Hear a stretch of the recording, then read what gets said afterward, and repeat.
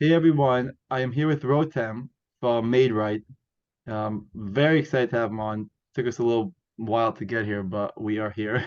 And we have some really cool guy. I believe I met you, right? I met you in person. Yeah, in New Yeah, York yeah, I when met we you in came person. over. And since then I've been trying to get him on, but he's busy. So finally we have you on.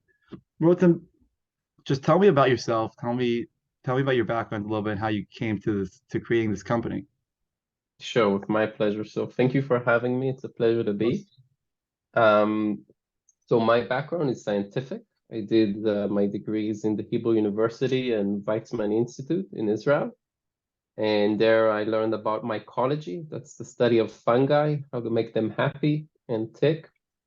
Hmm. And so a little bit about how did I get to having this conversation with you here today Yeah. and what inspired me to do a startup in materials and packaging, such a tough field. Yeah. So I did a 3 month volunteering in Ethiopia, and it's a country of 110 million people, and they have no waste infrastructure whatsoever. At the end of the day, they do a small plastic pile in front of their house and they burn it. And it hurt me to see it. I can really remember I have a scene of like kids playing soccer and just a bunch of burning plastic piles. And what and I had to do it myself. Just nobody comes to pick it up. And then I studied the problem. I saw that it's pretty much the same in Western countries. We just do it in a more concentrated manner and behind the walls of a factory. And then through my studies of fungi and biotechnology, I realized there is no such thing as waste in nature. It's a human invention. And who's in charge of recycling materials in nature? Microorganisms, and specifically fungi. They're the ones that know how to take the tough crap that humanity creates in the natural world and utilize it again and to create a new cycle. So that's the inspiration that got me into the startup and Oh, specifically plastic packaging. well, listen, that's so interesting. Most people would not have that experience. That's the truth. So the fact that you were there to see that, there's a To reason see for it, that. to touch it, to smell it, and Yeah. yeah, the whole shebang. Okay, so tell me, fungi. We just think of mushrooms. I don't know what. Tell me, t explain to us what that is. Sure. So we really do know fungi as mushrooms. That's only the fruiting cap of the organism. The actual majority of the organism is underground, it's invisible, but it's everywhere really. So most of the biomass of fungi is what's called mycelium. It's creating these networks underground and in the oceans. And we know the mushrooms that they create that we eat in the champignon mushrooms, but really they're used in biotechnology quite a bit to create enzymes and acids and pharmaceuticals. And now we want to utilize fungi to create materials, sustainable materials of the future. Um, and the reason why they're so incredible and why it's such a great organism to work with is that they grow really, really fast, exponentially. They have no seasons. You can grow them anywhere in the world, unlike, for example, corn. And you don't need to use arable land. And we also grow our fungi on industrial organic waste, all, all sorts of side streams of waste from the food sector and the agricultural industry. So really, it's a flexible organism growing really, really fast, and it's really resilient as well. Wow. Now, so tell me what's the what's the point of creating the fungi? You want to create packaging. What's the end result? What do you guys want to do? Or what are you Sure. guys doing at the moment? Yeah. So our vision is to create the sustainable materials of the future, and our first product is creating an additive to fossil and bioplastics that enhance their performance Hmm. in packaging. So today we crave for sustainable packaging. We all know it's a huge problem when you're basically eating and breathing and drinking plastic. A study came out last year that we consume up to 5 grams of microplastic from our environment. So that's like a credit card of plastic going into our bodies every week. Wow. Yeah, it's very well documented already. It's kind of crazy that we're just going as usual when we know these things. So it's a huge problem, and really it's a material gap.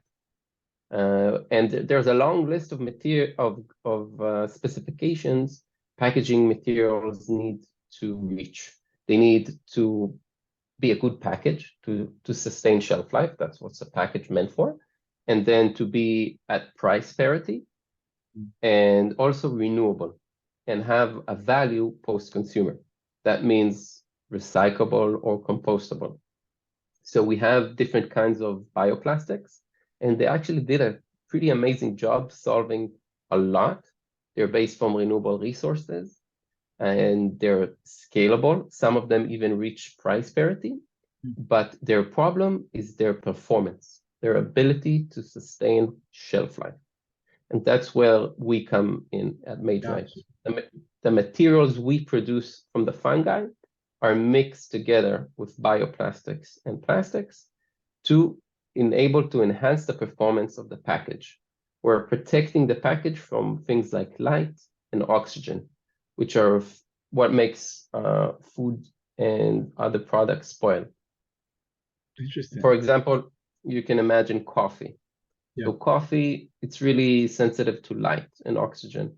So what do? We take plastics like polyethylene and we mix it with petrochemical functional additives to protect the coffee from light and oxygen. So this is what we replace. And by that, we enable a sustainable and durable package.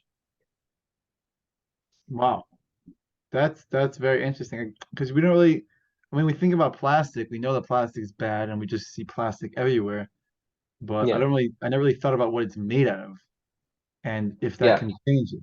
But you're saying obviously that what it's made out of will help it decompose or just be more well so if so by having let's say fungi in the plastic, let's say a plastic bag, I don't know, something, what would happen to the plastic after it was just left like on the ground? Okay. Okay. So really, like when we're talking about packaging, it's a $1 trillion market. It's a bunch of materials, Yeah. and it's very complex. We're specifically addressing cosmetic packaging and Oh, food packaging. okay, cool. And these kind of packaging are made of a cocktail of materials that you mix in, like I said, polyethylene and different functional Yeah. additives.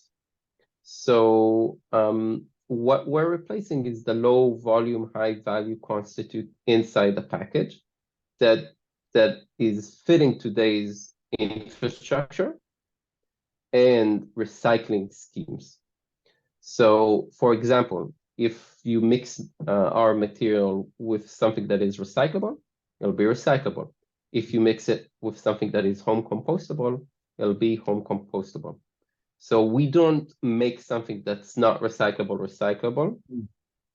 but we are able to provide, if it is that way, we're able to provide it. And that's really the problem today, because we have these functional additives already. They're mixed already. And what they do, they disrupt the recycling. If you add them more than for 2-3%, they don't allow you to recycle plastics. Interesting. And what percentage can you add to it from your Uh, machine? we're doing around 5 to 10%. Oh, well, a lot more. Okay, interesting. Yeah. Now, so tell me a little bit about the company. How long, like, when did it start? Like, so you had the idea. So you had an amazing idea, like you wanted to do something to help plastics. From the idea till now, tell me about a little bit like how you got here. How long ago did you start the company? Who's helping you? Um, Mhm. what have you guys Sure. done? Like, are people using it? Yeah. So we've since that volunteering in Ethiopia, where the idea started. It's been 3.5 years. Mhm. And we've been working, my partner and I, and co-founder Yotam David, on the company 2 years bootstrapped. Mhm. We did all sorts of characterizations, proving that our pipeline growing fungi and waste and producing these materials and proving that they are prolonging the shelf life. With that, we raised our pre-seed round of $1 million from partners in Israel. And now we've established our labs. We're working on our MVP. We have 2 employees, so we're 4 now, and soon to be 6. And we want to have a prototype of these plastic sheets, which is the final product, within a year. Amazing. Now, are you growing the fungi at the moment? Yeah. So tell me about the growing. Like you said, where do you guys grow it? Like, what does it even look like when you're growing fungi? Like, Actually, I don't oh, know great. if you'll be able to see, but it's or the listeners will be able to see, but it's basically a chunk, Yeah, as you can see. And really, you can just imagine the stuff that grow in your fridge, right? If you leave like a cheese or something, all sorts of fungi start to grow on it. So it's pretty much the same principle, just in a controlled manner. And we're utilizing our deep know-how to manipulate the fungi, to understand how it eats and what it wants, and to manufacture the material. So basically, it's this dry fermentation techniques.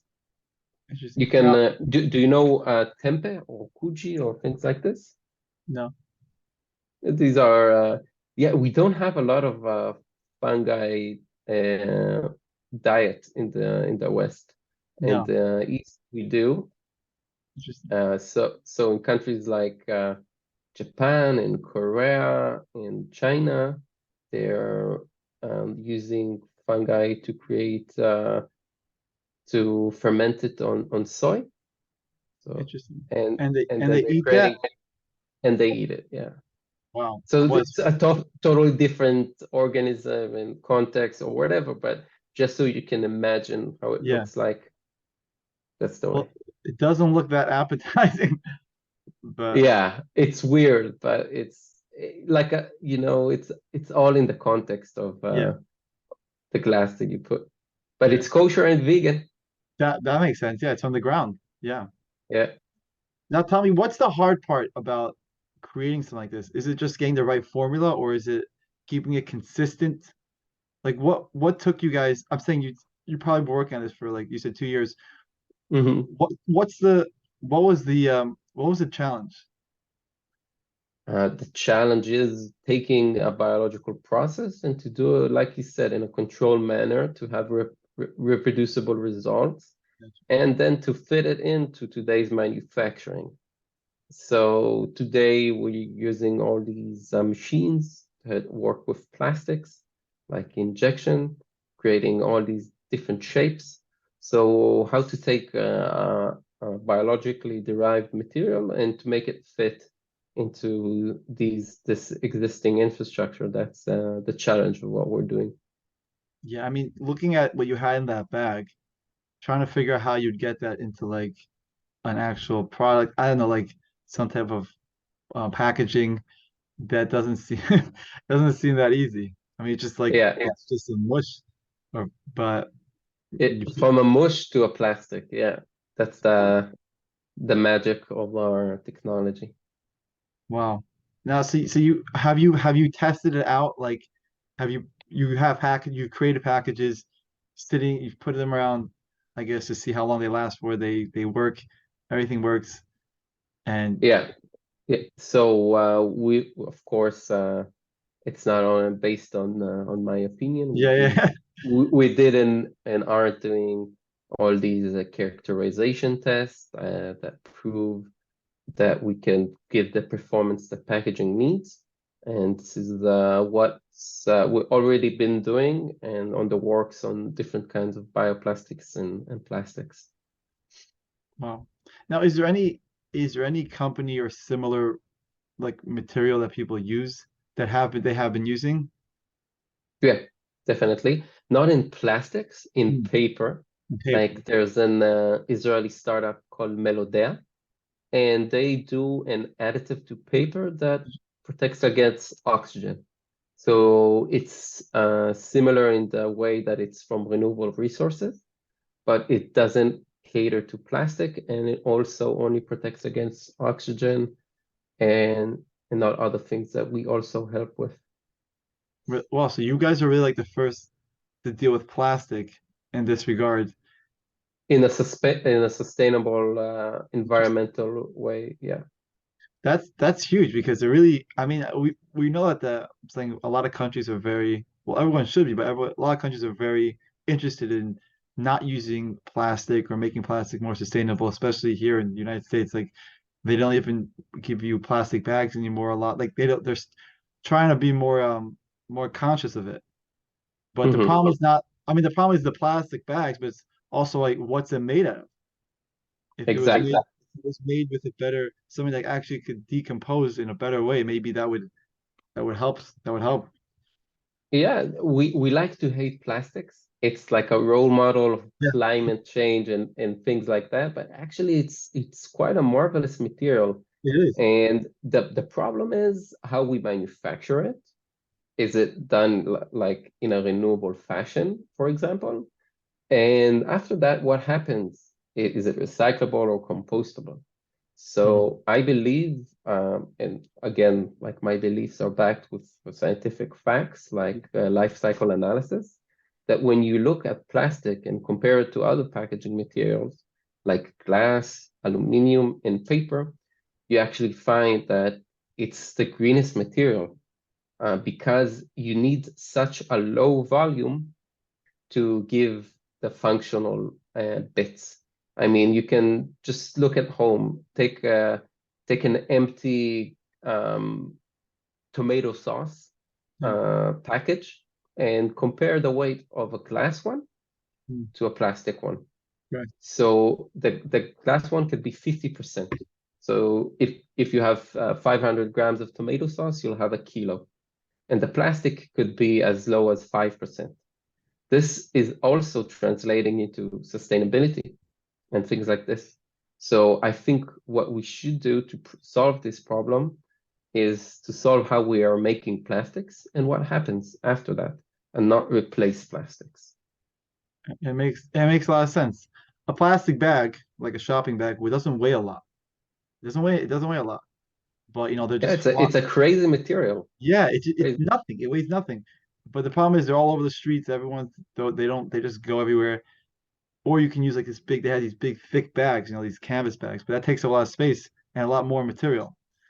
A lot more material, and also, a lot of people don't know, but it's not as sustainable to create, for example, glass in large quantities in the context of packaging, Yep. because you need huge furnaces that are like 1000 degrees Celsius. And for paper, you're creating a lot of toxic byproducts, and it's using a lot of water.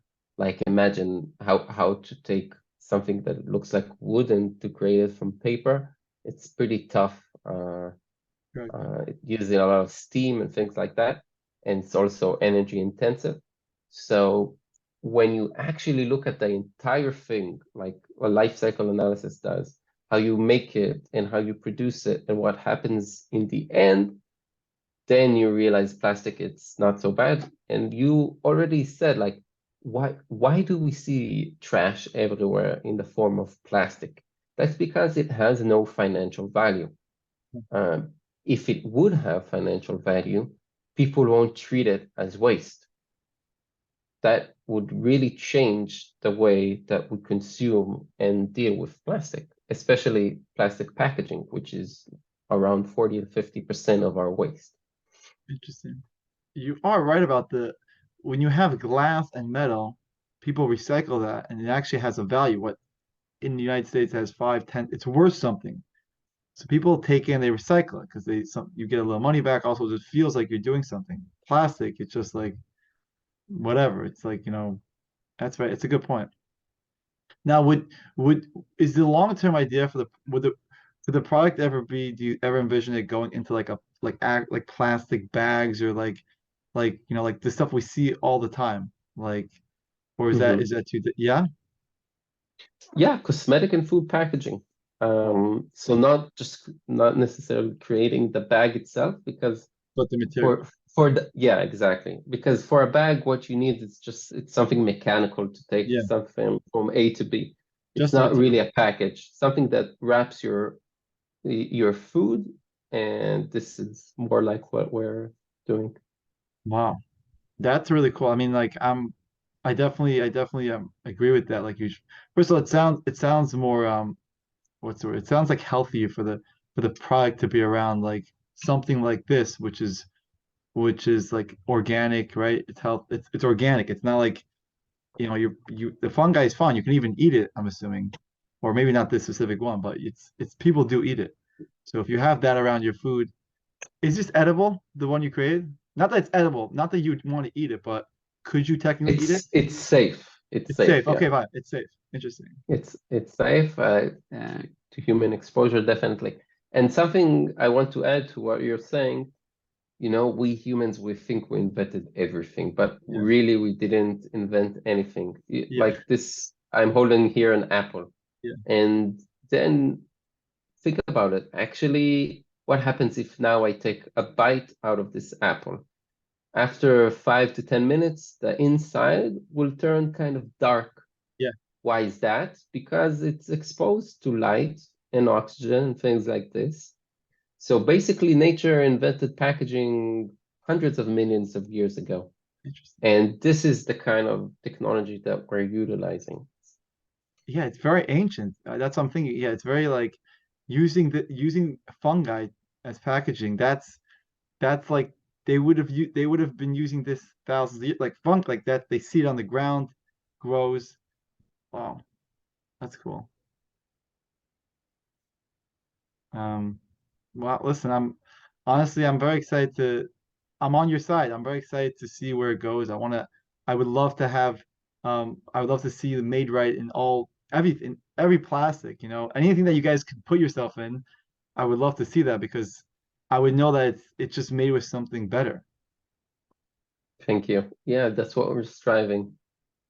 So listen, you guys are on a good mission. We're in the early stage. Like we'll see. Let's see. Like honestly, we'll be in touch. I want to see where you guys go. I want to see when you guys get like For sure. you get your first company, like putting your material into their plastics, into their packaging. You get the whole world's open to you. Like it's very cool, and I'm very excited to see that. Yeah, we are as well. Well, so thank you so much for coming on, and we're gonna watch Made Right. We're gonna watch it go up. We're gonna watch it like explode, I think. Yeah, thank you so much for having me. Thank you.